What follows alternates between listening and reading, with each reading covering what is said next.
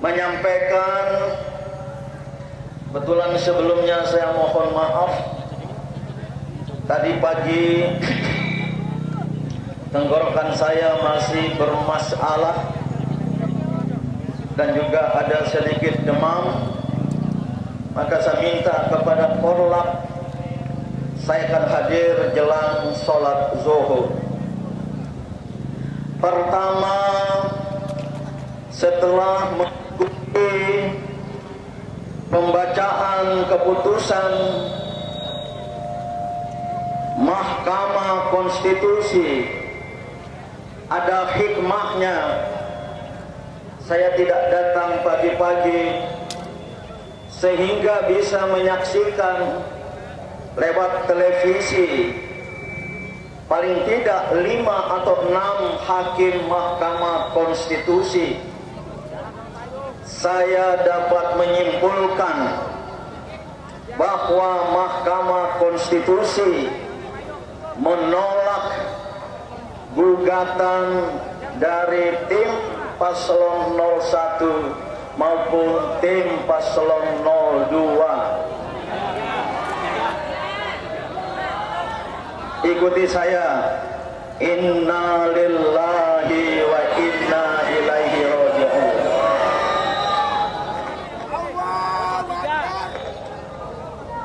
Oleh karena itu, sikap dan pandangan politik GPKR yang sudah sejak dulu bahwa GPKR, Gerakan Penegak Kedaulatan Rakyat, menolak secara kategoris keputusan Mahkamah Konstitusi tentang sengketa pemilu dan pilpres. Mohon tenang. Ya. Saya kira masih berlangsung. Siapa tahu ada mukjizat. Itu yang kita doakan. Kita menolak baik pada tingkat argumen atau alasan. Saya tadi ikuti 2, 3, 4 hakim konstitusi dari orang di luar bidang hukum menyampaikan bahwa apa yang digugat oleh tim 01 maupun tim 03 mengapa tidak disampaikan sebelum pilpres. Itu gugatannya. Terus terang, seseorang dari luar ranah hukum, ini adalah pendapat yang aneh bin ajaib, adalah pendapat yang aneh tapi nyata. Kenapa harus menuntut tim 01, tim 03 menggugat sebelum pilpres? Bukankah fakta hukum itu dapat berbicara sendiri? Yang kedua, saya ikuti argumen dan logika mereka, para hakim Mahkamah Konstitusi yang sudah membacakan keputusannya. Ini adalah bertentangan, maksudnya gugatan dari tim 01, tim 03 tidak termasuk GPKR, karena GPKR tidak berhubungan dengan tim-tim pemenangan masing-masing paslon. Mereka mengatakan ya, bahwa gugatan dari tim penggugat ini tidak beralasan secara hukum. Sekali lagi, tidak beralasan secara hukum. Jadi kesimpulannya, Mahkamah Konstitusi dan para hakim konstitusi melihat persoalan semata-mata dari aspek hukum belaka. Mereka tidak pernah mengaitkan dengan etika dan moral hukum. Ini yang hilang. Enggak usah. Tidak usah. Tidak. Insya Allah saya masih kuat. Tidak kalah dari yang muda-muda. Jadi semata-mata melihat dari aspek hukum, sementara hukum kita di Indonesia ini sudah rusak. Tidak pernah mau melihat dari aspek etika dan moralitas hukum. Bahkan ada seorang hakim, saya lupa namanya, menyebut gugatan-gugatan dari 01, 03 itu berada pada ranah etika dan moral, tidak pada ranah hukum. Ini sebuah pikiran yang jahat. Kalau kehidupan hukum Indonesia, kehidupan politik Indonesia disamping dari agama, dari nilai-nilai etika dan moral, jadinya seperti yang akan mereka umumkan. Paling tidak catatan saya sebagai seorang yang bukan dari wilayah ilmu hukum. Oleh karena itu sekali lagi, poin pertama dari GPKR, kita semua menolak secara kategoris keputusan Mahkamah Konstitusi yang sebentar lagi akan dibacakan. Yang kedua, tolong perhatikan, perjuangan kita untuk menegakkan kedaulatan rakyat, baik oleh GPKR maupun oleh PDR yang wakilnya belum hadir untuk memberikan sikap dan pandangan. Kita akan terus berjuang. Perjuangan ini tidak ada titik kembali. We are at the point of no return. Kita berada pada titik, tidak ada titik kembali. Kita akan terus maju. Maka GPKR khususnya akan meneruskan langkah-langkah perjuangan. Insya Allah segera setelah ini akan rapat. Keputusan MK bukan kiamat. Keputusan MK bukan kiamat. Walaupun para hakim konstitusi akan diminta pertanggungjawaban oleh Allah Subhanahu wa taala yang merupakan ahkamul hakimin. Ini yang tidak mereka sadari. Maka tidak ada titik kembali. Saudara-saudara, saya terus terang yang selama 30 tahun 2010 dan sebelumnya berjuang untuk mengubah skrup kecil, yaitu undang-undang yang bertentangan dengan konstitusi, jumlahnya 115 sampai 2005 baru 5 undang-undang yang kita ajukan. Dan saya boleh cerita ya, pers boleh kutip, pada 2015 saya menengarai, saya mengendus. Mana yang lebih kuat? Mengendus atau menengarai?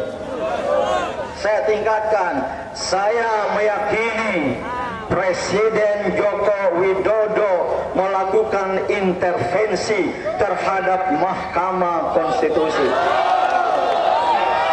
2015 sekitar bulan April, bulan sekarang Mei, Juni, Juli, Agustus akan muktamar Muhammadiyah mengakhiri masa amanat saya sebagai ketua umum. Maka kita putuskan, kita ajukan sekaligus 3 undang-undang yang kita nilai bertentangan dengan konstitusi. Saya bawa langsung, saya saksikan langsung advokat dari tim Muhammadiyah dan organisasi-organisasi mendaftar di ruang pendaftaran Mahkamah Konstitusi. Dan saya menelpon ketua MK waktu itu, Profesor Arif Hidayat. Profesor, kami mengajukan gugatan 3 undang-undang sekaligus. Ada wartawan yang berseloroh, Bang Din, ini kejar tayang ya, karena 4 bulan lagi saya berakhir. 1 undang-undang tentang penanaman modal yang sangat vital, yang undang-undang ini memberi kesempatan kepada asing dan kepada kroni kekuasaan untuk menguasai sumber daya alam Indonesia. Kita ingin gugat undang-undang ini. Yang kedua, undang-undang tentang arus devisa dan sistem bolak-balik tentang keuangan yang memposisikan kita terjajah oleh dolar Amerika Serikat gara-gara ada undang-undang yang masih berlaku sekarang. Saya lupa nama lengkapnya.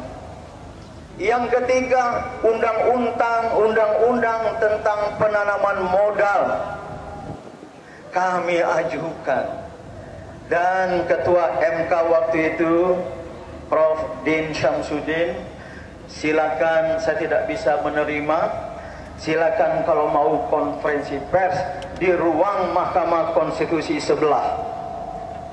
Wah, ini kan bagus kan. 2 minggu setelah itu, pimpinan pusat Muhammadiyah menghadap menemui Presiden Joko Widodo. Sebagaimana biasa kita pakai jas untuk menghormati tuan rumah, tapi tuan rumahnya pakai pakaian militer. Ada fotonya ya. Pakai pakaian militer, entah dari mana, menerima sebuah ormas Islam besar lebih tua dari negara dengan satu sikap kesombongan dengan pakaian militeristik. Di luar ada wartawan, kalau tahu begitu tadi Presiden Jokowi pakai pakaian militer, saya sebagai Ketua Umum Muhammadiyah akan memakai seragam tapak suci. Insya Allah kesilat tapak suci tidak kalah kalau harus berkelahi dengan, asalkan jangan pakai senjata. Nah, dalam pertemuan itu, mohon maaf ini panjang nih Mbak Ida, saya sampaikan Bapak Presiden, pimpinan pusat Muhammadiyah mengajukan 3 undang-undang sekaligus. Apa jawab ya, Presiden Jokowi? Jawabnya, Prof, timingnya salah. Timingnya salah. Apa yang salah gitu? Saya keluar membatin, ini MK pasti menolak gugatan kami. Dan ternyata bulan demi bulan, tahun demi tahun, saya bertemu dengan Prof. Arif Hidayat di bandara. Prof Din, itu nggak ada loh pendaftaran PP Muhammadiyah. Kok bisa nggak ada yang saya lihat langsung? Sayang sudah lama untuk kita kirim buktinya. Ini menunjukkan, saya yakinnya ada intervensi Presiden terhadap Mahkamah Konstitusi. Maka sebenarnya GPKR tidak terlalu tertarik untuk adanya penggugatan ke Mahkamah Konstitusi, karena akan terjadi seperti akan terjadi. Maka terakhir, saudara-saudaraku sebangsa dan setanah air, dan banyak yang seiman, apapun keputusan MK bukan kiamat, apalagi kiamat kubro di antara kita. Ini sejalan dengan Imam Besar Habib Rizik Syihab yang tadi malam dan beberapa hari sebelumnya saya bertemu. Kalau sudah diputuskan, ya wajar kalau kita marah. Siapa yang mau marah? Ternyata nggak banyak ya. Tahan amarah.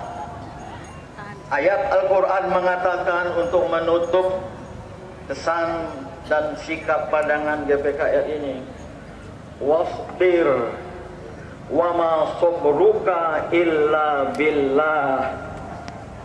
Wahai kaum beriman, bersabarlah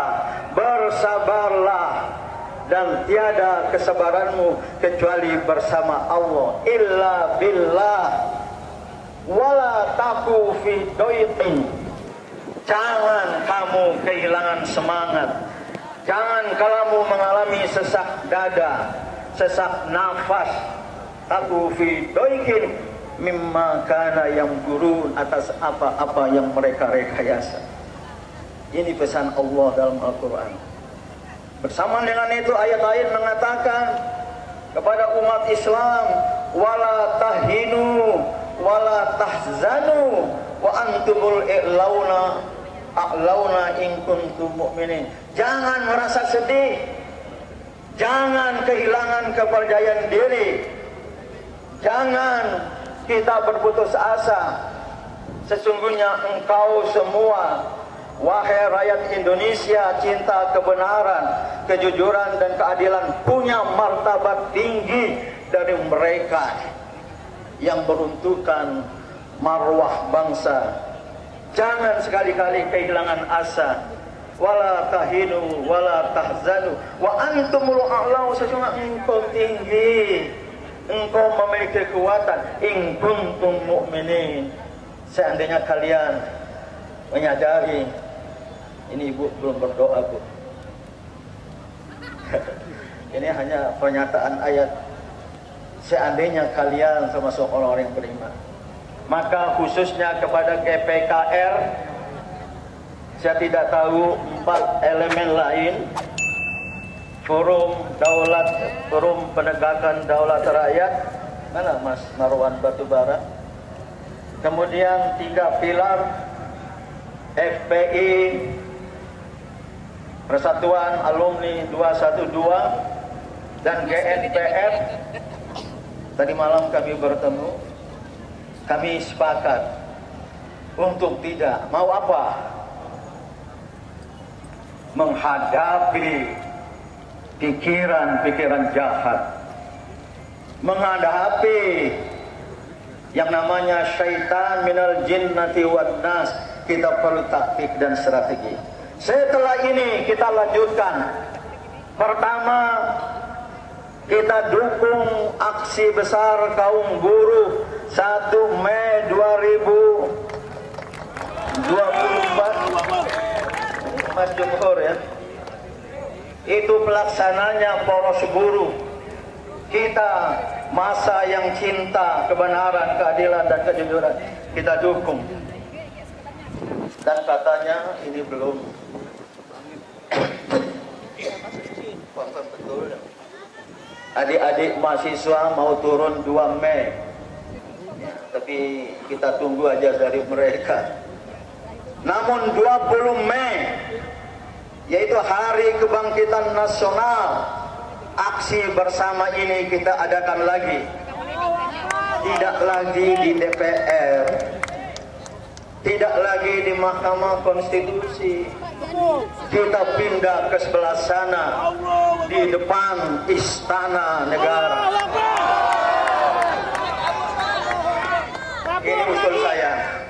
20 Mei kita siapkan sebesar-besarnya. Baru kita kepung Istana Negara. Kalau sekarang mengepung Mahkamah Konstitusi sudah selesai mereka baca. Kita hanya mengelus dada. Na'udzubillahi min dzalik. Inna lillahi wa inna ilaihi raji'un. Saya kira itu yang ingin dan dapat saya sampaikan. Ada mungkin dari elemen lain, atau kalau sudah tidak ada, boleh juga kita menunaikan sholat zuhur berjamaah Panitia sudah mengatur di mana posisi imam. Hadap sana ya. Ya, sebelah sini. Dan bagi yang dalam keadaan musafir silakan sholat jamak kosong. Ini lanjut saja Mbak Ida sambil alih. Ini mau muadzin ini Daeng Wahidin enggak? Atau Yusuf Belgur. Dari namanya ini berasal dari Flores. Saya tahu beliau adalah aktivis GMNI, Gerakan Mahasiswa Nasional Indonesia. Tapi adanya bagus. Coba ditunjukkan di mana imamnya. Di sana mungkin ya. Ya. Ini maju sedikit ya, mokong ini. Di belakang itu imam dan siapkan diri. Kita mulai dengan azan oleh Al-Muadzin Yusuf Belgur. Fal yatafadhal.